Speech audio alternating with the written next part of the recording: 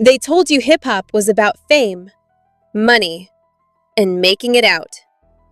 But what if I told you the real power isn't in the music, it's in the contracts? Can you explain to our audience at home that's not in the music industry or that doesn't understand, what is a 360 deal? A 360 deal is when The music industry is, right? They want your sadness. Yeah. And you gotta just keep turning them out. Yeah. And it's gotta be good. It's gotta be really good, sad song. You've probably heard the term death clause.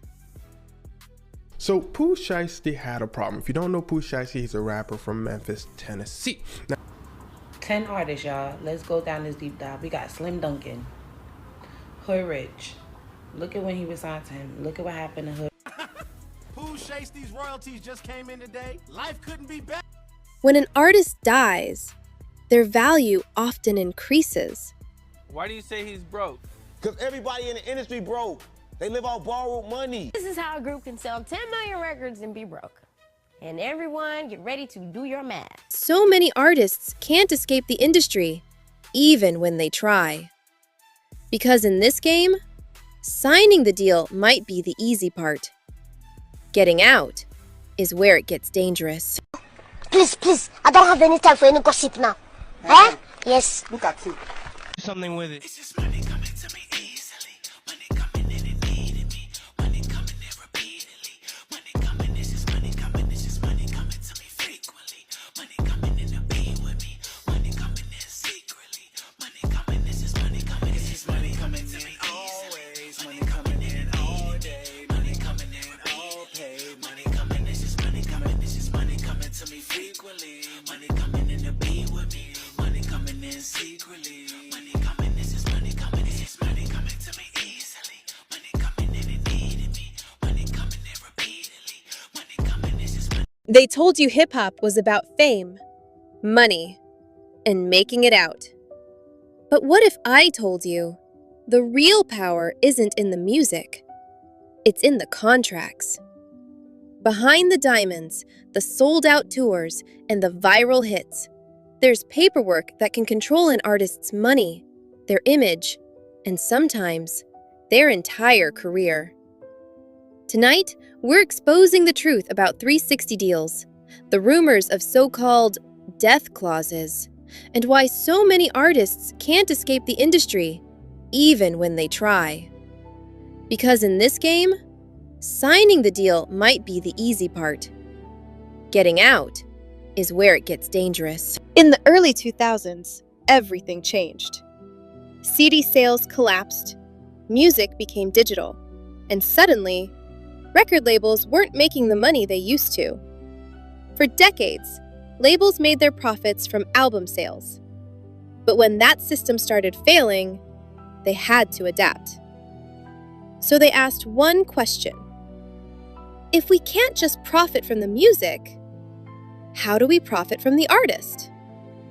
And that question changed everything. That's when the 360 deal was born, also known as a multiple rights deal.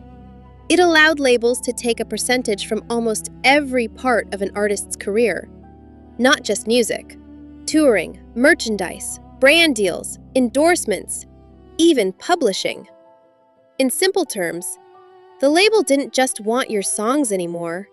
They wanted you, your image, your lifestyle, your influence.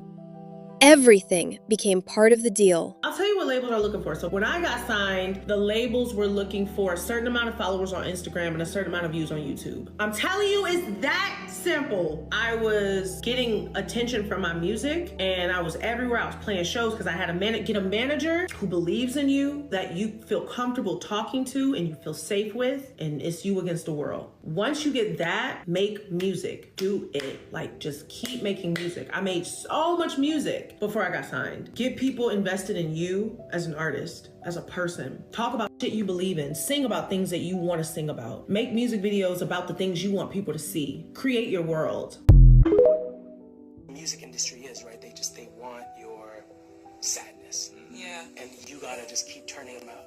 And it's gotta be good. It's gotta be really good, sad song. For it to be really good, you have to be fucking sad, you know? A lot of people don't realize what energy harvesting is, and it's very simple. The music that we consume requires a certain level and frequency of energy that you input into the song and that the songwriter input into the song. And then you guys are matching that frequency and that energy. If the songwriter was sad and depressed when they wrote it, you are sad and depressed while listening to it. And it's a cycle and a feedback loop where millions and millions of people keep feeding into this song. And the music industry, the people at the top know that you guys will keep feeding into it, the artists will keep making it, and they will keep making money. And by the way, I actually have a Patreon that is up right now, $5 a month for conspiracy theories that I cannot talk about on this platform. So go check me out on there, go subscribe. Dollar amounts are all loans. It's not like they're really giving it to you in your pocket. They're saying, okay, we're gonna give you $1 million, but you have to earn that back. Really kind of like a bank. Like, okay, we're gonna give you this million, we're gonna give you this budget and blah, blah, but you gotta earn it all back until you see any profit after that, which is the whole point. You don't want that million to be the last amount So of money wait, you you don't keep the money they give you? Not exactly. Not exactly. They'll give you, if they say it's $1 million deal, they'll say, okay, you get a certain amount of money up front, but then we're gonna budget $1 million for your project, meaning that 200,000 might come from, you know, your promo tour. Like the label's gonna have to pay for all that. Your hair and makeup, your stylist and your makeup artist, the label's paying for that, but you're really paying for it yourself, right? But they're gonna lend you the money up front. They're gonna say this is part of your $1 million deal, but you know, this amount will go to your makeup artist, this amount will go to your stylist, this amount will go to your travel. The modern version of the 360 deal is often credited to music executive Jeff Hansen, alongside top industry lawyers in 2004. What started as a business solution quickly became the industry standard. And once it proved profitable, there was no going back. Can you explain to our audience at home that's not in the music industry or that doesn't understand, what is a 360 deal? A 360 deal is when they manage you, they own part of your publishing, they own everything. They own part of your touring, they own part of your merchandising. So basically they're getting money off of everything that you do. And so the whole pie, they're a part of it. Yeah, they're a part of it. And while it may sound cool, or you're like, well, I trust them, as an artist, you don't have to give one person that kind of control. Yeah, everything. And it's better that you own the majority of your stuff, and the stuff that you want to give out and share with people, you share with them and you allow them for the amount of time that you do it. But to be locked in, you know, doing that forever for the extent of your career, you're not going to benefit from it as an artist. Somebody else is going to benefit from it. And on paper, the deal looks like opportunity, but behind the scenes, it's built to keep artists locked in. Most contracts include something called recoupment. That means every dollar the label spends on you must be paid back before you truly get paid. Then comes cross-collateralization, where money from one area, like touring, can be used to pay off debts from another, like recording. So even when artists are making millions, they may still owe. And as long as they owe, they can't leave. This industry is not what it seems to be. Listen, this is a rapper, you got 200 followers. I bet you there's rappers in here right now that can rap way better than you. You can rap way better than me. You will never be where I'm at because this industry is rigged. It's rigged.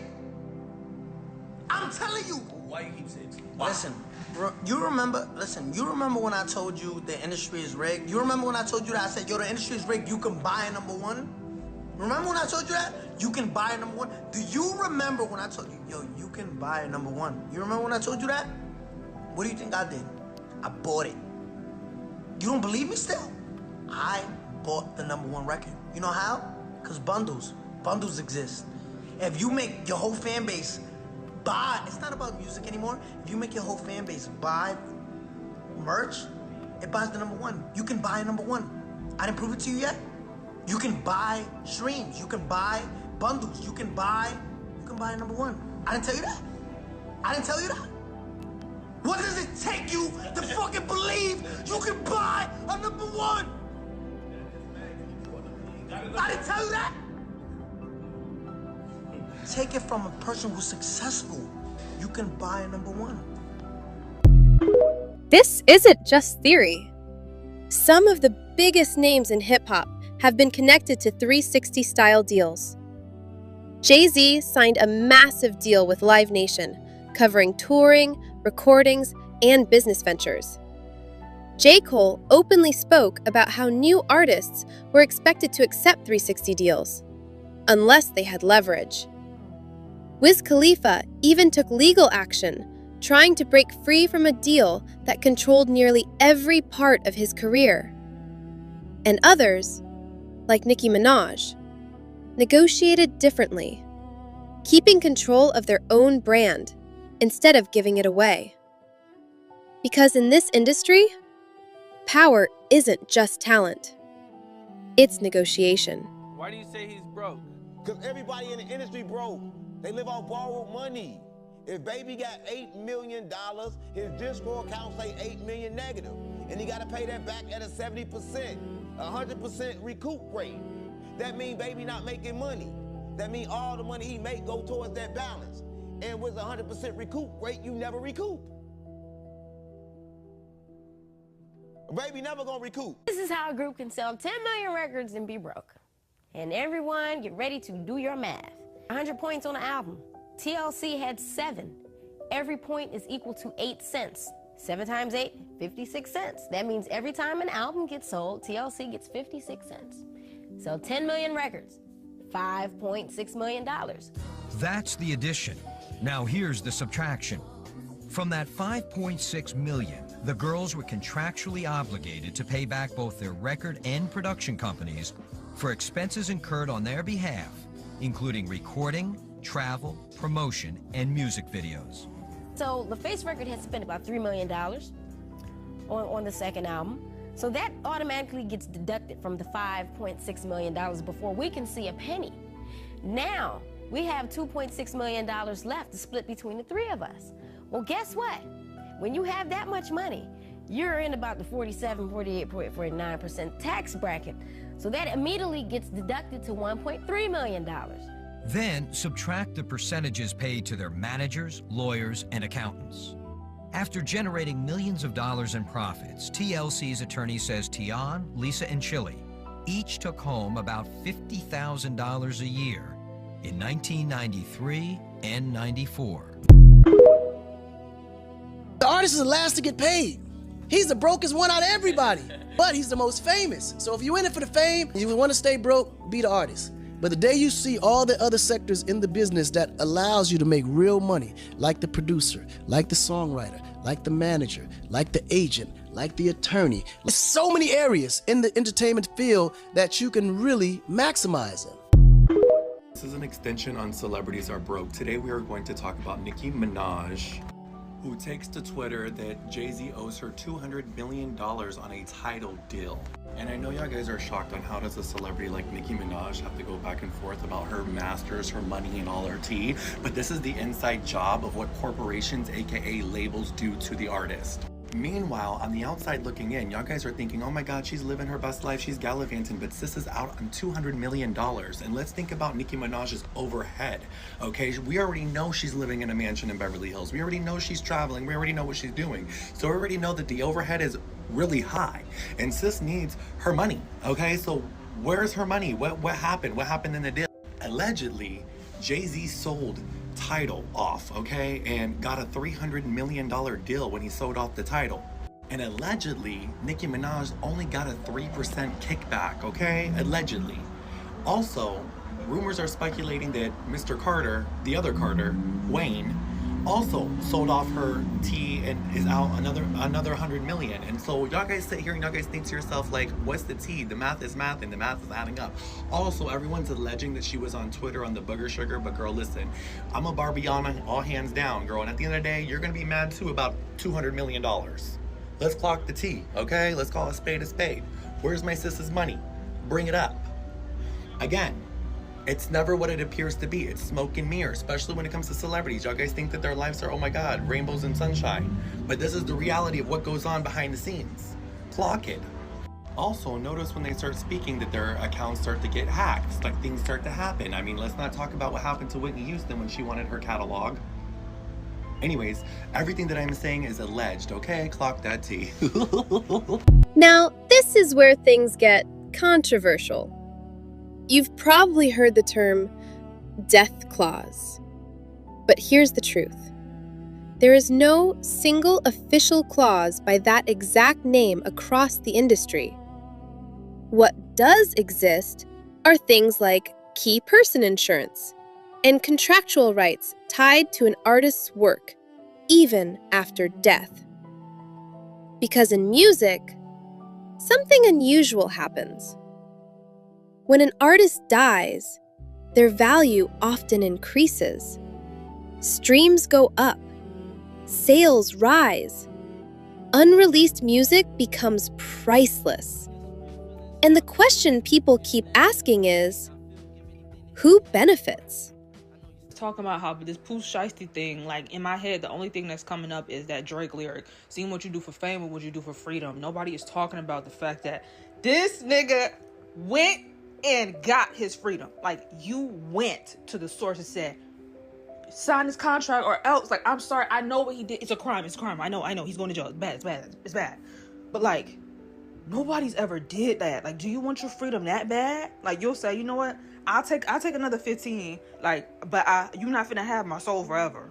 So Pooh Shiesty had a problem. If you don't know Pooh Shiesty, he's a rapper from Memphis, Tennessee. Now, Pooh Shiesty's problem is he was just arrested by the FBI for allegedly abducting and then robbing a rap legend named Gucci Mane. But here's the craziest part. Gucci Mane is not just a rap legend, he is a label owner. In fact, Pooh Shiesty is signed under Gucci Mane's label. Pooh Shiesty calls up Gucci Mane. He said, look, I don't want to be signed under you anymore. Gucci Mane said, so, yeah, the thing is, Pooh Shiesty makes a lot of money for the record label. He's a big rapper. So Gucci Mane said, why am I going to let you out of the label when you make me a lot of money? Pooh Shiesty said, how about we have a meeting and talk about it face to face? Gucci Mane said, I don't see why not. Well, let me tell you why not. You see, Pooh Shiesty and his father are heavily associated with the streets in Memphis. Apparently, Pooh Shiesty don't be playing about what he raps about. And he raps about getting down and dirty. Remember the song Back in Blood by Pooh Shiesty and Lil Durk? Well, that song wasn't for you or me. It was allegedly directed to a person he actually robbed, and he was telling them, come get your jewelry back in blood.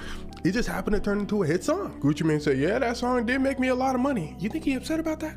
Let me just hire security. So Gucci hires security. He goes over to meet Pooh Shiesty. Now, here's where things start to get wicked, because let's just say there's a lot of evidence against Pooh Shiesty. So Pooh Shiesty, Gucci Mane entered the meeting. Now, Pooh Shiesty, something I forgot to tell you, he was arrested recently for a charge. He's on house arrest. He walked into the meeting, he get a phone call, ring, ring, ring. Pooh Shiesty said, hello? The person on the phone said, yes, Mr. Shiesty, this is your probation officer. What are you doing in Dallas, Texas? Pooh Shiesty said, no, I was approved for like recreation. I'm on vacation, all that. The probation officer said, no, you're not. Go back to your house. You are on house arrest. Pooh Shiesty said, Probation officer said, boy, when I hang up this phone and blink 3 times, I better see you in the crib, Shiest. Pooh Shiesty wasn't at the crib. How did the probation officer know Pooh Shiesty was in Dallas? Well, because Pooh Shiesty got himself an ankle monitor. So Gucci Mane said, look, we can do this another time, Shiesty. Shiesty said, no, let's just do this right now. Come on. They go in the recording studio. Shiesty said, look, I'm gonna keep it simple. You know, I wanna be out of the label deal. Gucci Mane said, nah, we're just gonna keep it like this. Pooh Shiesty said, no, you're not listening to me. The two start getting a little agitated, things start getting a little heated. Shiesty looked at one of the people he came with, he said, go get me my black bag. Gucci Mane said, you better watch out. I got security outside. Pooh Shiesty said, I count about 2 security guards with you. I got some friends too. Another rapper named Big 30, Pooh Shiesty's dad, and about 6 other dudes rush in. They give Pooh Shiesty what he was looking for in that black bag, and it was he brings it out and says, Gucci, so let's have that discussion again. The rest of these folks are armed as well. They take over the studio, block the door. That's why that kidnapping charge is there. Simply put, if someone doesn't allow you to leave a location, that's basically kidnapping. Pooh Shiesty's father brings out a contract saying Pooh Shiesty is let out of the label deal. They give it to Gucci Mane. They say, look, Gucci, we need you to sign this. But here's the thing. If you have a on somebody, no matter what they do, no matter what they sign, that contract is not gonna count. So Gucci Mane says, yeah, sure, I'll sign it. Signs it. They record Gucci Mane signing it. They say, okay, we got you signing it, Gucci. I mean, you did it. Gucci's like, yeah. Pooh Shiesty looks at his dad. He said, this is gonna count, right? Pooh Shiesty's father looks at it. He said, oh, no, this is not gonna count. Gucci Mane forgot to date it. Gucci Mane, put the date on. Gucci Mane said, oh yeah, here's the date right here. There you go. Then Pooh Shiesty and the rest of his folks rob Gucci Mane and his folks. Pooh Shiesty and them leave. They're caught on surveillance camera leaving. They get them outside in their cars. Pooh Shiesty's cars register them, leaving. The police were called. The police pull up. They say, what happened? They say, yeah, Pooh Shiesty and them robbed us. The police said, y'all do look injured, but we are gonna need some more evidence. Let's look at the surveillance footage. They look at the surveillance footage. They say, oh, look, it's Pooh Shiesty. They call Pooh Shiesty's probation officer. They say, hello? Probation officer said, yeah, Pooh Shiesty over there in Dallas with Gucci Mane and them. They said, yeah, that's what we thought. They hung up. The police went to the local Staples. They said, boy, you won't believe this. Pooh Shiesty's dad was just here and he printed out a contract. It looked like he wanted somebody to sign. The police said, well, I'll be a monkey's uncle. The police looked at each other. They said, it's like them boys wanted to get caught. Ring, ring, ring. When the police gets an alert, he said, what this? Going on Instagram, he sees some of the goons out there posing with Gucci Mane's jewelry. They said, the police said, oh, you can't make this up. They called Pooh Shiesty. They said, Pooh Shiesty, go ahead and turn yourself in. Pooh Shiesty said, y'all want me to turn myself in right now? They said, yeah, just come on in. We got a spot for you. Pooh Shiesty rolls up. Yeah, the FBI locked up Pooh Shiesty, Pooh Shiesty's dad, the other rapper, Big 30, the rest of the folks that was with Pooh Shiesty. This dude sounded damn near giddy while he was saying this press conference, reading out all the evidence. He said, boy, I got a story to tell y'all. You got witnesses, you got camera footage, but by far the toughest thing going for Pooh Shiesty in this case is you got like 7 other co-defendants with you. If they get one of those people to flip for less time and say everything that happened, then Pooh Shiesty and a couple other folks might be going to jail for a very long time. Because the thing is, even though they have all of this evidence against Pooh Shiesty, well, if Pooh Shiesty gets himself a very good lawyer, the lawyer could be like, hey, you got actual footage of what happened in that room, or you got all this footage of Pooh Shiesty running around the city and all that? Worst thing Pooh Shiesty did was violate his probation. Hey, who knows? Gucci Mane could be making up all this stuff because Gucci Mane just don't like Pooh Shiesty. Basically, what I'm saying here is it just depends on the lawyer versus the prosecutor and what they could prove to a jury. We wait, we see. 10 artists, y'all. Let's go down this deep dive. We got Slim Duncan, Hood Rich. Look at when he was signed to him. Look at what happened to Hood Rich, Pablo Juan. Now he's locked up. Big Scar, signed to him 2020. Gucci Mane, he passed away. It's 10. Enchanted, I don't know if some of y'all remember her. 2020, she passed away. Death was ruled accidental. Ferragamo, I might say his name right. Sentence. Hot Boy West, signed. Sentenced. K Shitty, she left the roster. Asian Doll was able to get out her contract. She is probably one of the only. We still don't know what the fuck be going on with these labels and these deals. 2024, he announced that he was dropping artists because of the profit he was losing. But he kept Ferragamo and Pooh Shiesty, and now, here we are. Here's the thing.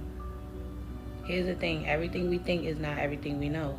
There's more to this story. He didn't do this shit just to do the shit, allegedly. So 2 of Gucci Mane's old artists, K Shade and Road Boy, have came out to speak on everything going on with Pooh Shiesty, and they saying they feel him 100%. Now y'all might not know them, but they were signed along with Enchantin', Big Scar, Pooh Shiesty, Fujiano. They were also on there. Now K Shade, she left first, but it really wasn't a fit for her. Road Boy, I don't know why he got dropped or what happened, but regardless, this is what Road Boy said. Road Boy was pretty much telling a story about how Gucci Mane really didn't want to promote him like that. So he was trying to record songs. He was in the studio with Lil Baby and Trap Boy Freddy, And literally, Gucci Mane cut his music off while they was in there vibing and put on Pooh Shiesty because he was trying to push him so hard. So the fact that he even got, robbed by Pooh Shiesty is really just like a laughing matter, because it's like, you played me and wanted to keep me down, but the dude that you went so hard for came back around and did you like that. That's what you get. And K Shade was pretty much saying, like, look, y'all don't really know what's really happening or what happened behind closed doors. Like, it really wasn't a good fit, wasn't a good business. Gucci Mane doesn't really promote his artists X, Y, and Z. The same thing that we've been heard. Like, Asian Dog came out and said, look, everybody ain't playing. If you won't sign at 1017 or sign to a label, period, stop running your mouths, because it's so much that goes on with Gucci. And we've heard this bad business rumor about Gucci from all his artists, living and gone. Even the artists he signed after them. He dropped everybody else. And even they said, it really wasn't all that. So y'all let me know what y'all think in the comments. There's a difference between documented business practices and internet speculation. Contracts can protect companies financially. Insurance can cover losses. But that doesn't prove something sinister. What it does show is how business and tragedy can intersect. And in hip-hop, that intersection feels personal. Yeah, I kidnapped Gucci. That's why I'm back here. Man, you crazy. But how did you get caught? He made me sign a contract release and robbed me off my jewelry as well. Give me the pen, I'm gonna write a book. Don't worry, Gucci. The motherfucker was wearing an ankle monitor as well. He's cooked. The contract release signature is legally invalid. The defendant unlawfully coerced the victim into signing by means of kidnapping and force. You'll be in jail for life while I collect all your checks. That's what happens if you play with Big Gucci. Pooh Shiesty's royalties just came in today. Life couldn't be better. You a snitch! Gucci the informant! Man, fuck these people. I'd rather be rich than in jail. So, Gucci, are you becoming a full-time informant after what just happened? I was just curious how it feel to be on the other side of the fence. It's on site with anyone who wants smoke. Try me. Smoke? Gucci, did I just hear you talk gangsta again? I just came out after 5 years and already had a hit. Now I'm broke and waiting for my life sentence. I can't believe it. At least I proved that I'm a gangster.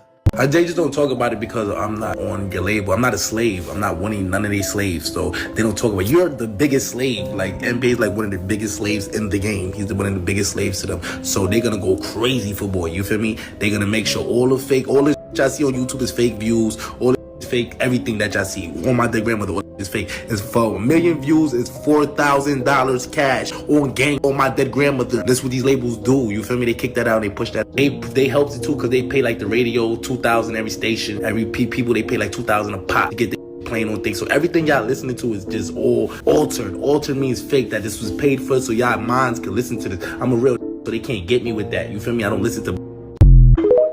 Today I'm going to be talking about a 360 record deal and probably why you should not sign one. I was talking to one of my entertainment attorneys this morning, and the topic of a 360 record deal came up, and I said, oh, that's a really great topic. I'd love to talk about it on my TikTok. And he's like, hey, I'll send you a bunch of info that you can pass on to your followers. And I said, perfect. So he wrote me an email, it just came in, and he says, under a 360 deal, a label is entitled to a portion of the money earned from everything, that means everything, an artist does related to their career as an entertainer. I have personally seen a few 360 deals offered to my artists, and I said, do not take it, and they don't take it. Let me explain why. So my lawyer said, this can include but not limited to earnings from record sales and streams, concerts, merchandise, endorsement deals, licensing, placing an artist's music in movies, TV shows, commercials, and video games, money that artists make by writing songs for other artists, that's right, and even acting in movies and TV shows. Could you imagine that everything that you're involved in, even private events, anything outside the label gets a cut? Oh my gosh, I asked my lawyer, hey, can you send an example of an artist that actually signed a 360 deal? And he said, yes, Madonna. He said in the early 2000s, Madonna signed a massive 360 deal with Live Nation spanning an entire decade, 10 years, and requiring her to make at least 3 albums. He said that at the time of the deal, the CEO of Live Nation said that in exchange for giving Madonna a series of large advances, a signing bonus, and stock shares, wow, that's nice, reportedly worth a combined $120 million, the company would receive a portion of the proceeds from everything, capital E, that Madonna will do music related over the next 10 years anywhere in the world, including touring, private events, studio albums, DVD, film, TV, merchandise, everything. Oh my gosh. 360 deals actually did emerge in the early 2000s when they saw a decline in CD and album sales, and now they're kind of common, unfortunately. I asked my lawyer why, and he said the standard royalty deal on physical product was not generating enough revenue to sustain labels. It didn't matter if labels were getting 70 to 80% of the profits from CD sales if no one's buying CDs. My lawyer continues and says the labels felt that once they were funding or sponsoring a celebrity who was now getting acting jobs and endorsement deals and making money on tour, if they were not getting any monies from CDs, the labels, they needed to be able to participate from other revenue that these celebrities are generating, even if they were not involved. Oh my gosh, see, that's just bad. That's a little bit greedy. And he said in some 360 deals, the label takes a set percentage of all of the artist's earnings, and that percent applies across the board. The rate will typically be between 10 and 40% of everything included. My lawyer also mentioned there is a different type of 360 deal where each specific revenue stream comes with its own advance and profit split. He said, for an example, an artist might get a $5 million advance to make 5 albums with a 20% royalty rate, $10 million advance for 3 concert tours with a 70-30 split in the artist's favor, which is nice, and a $5 million advance on merch sales with an 80-20 profit split in their favor. Anything not covered under these categories will have a single set rate anywhere from 10 to 40%.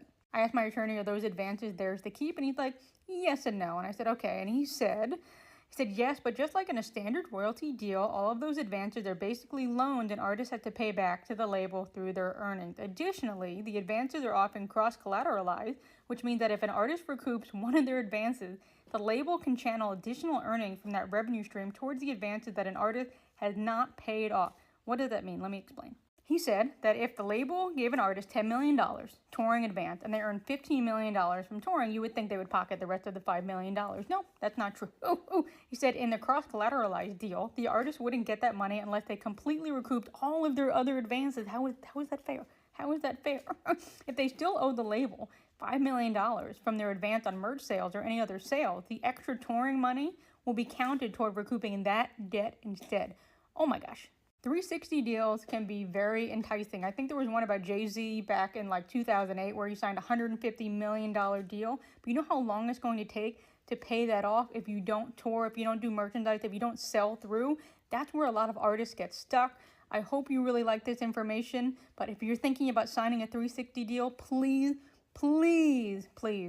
run it by an entertainment lawyer because you don't know what you're getting into, and make sure you know what you're signing. Have a great day, everyone. So what's the real takeaway? The music industry didn't invent exploitation, but it perfected it. 360 deals are real, contracts are powerful, and freedom isn't always guaranteed. Because in hip-hop, the dream is loud, but the paperwork is silent.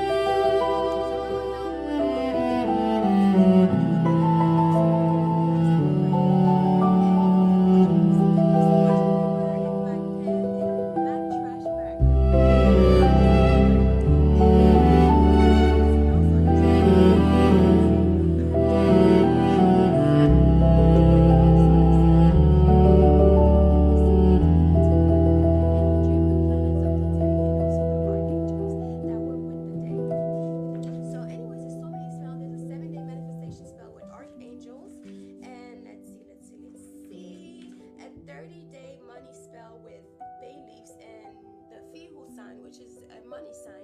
It's like an F with the extra part. Anyways, the symbol is there, and I even show you like what you need to do, what the sigil looks like, all that, and the keys to enhance your spell. So there are different things on here on how to enhance your spell, and basically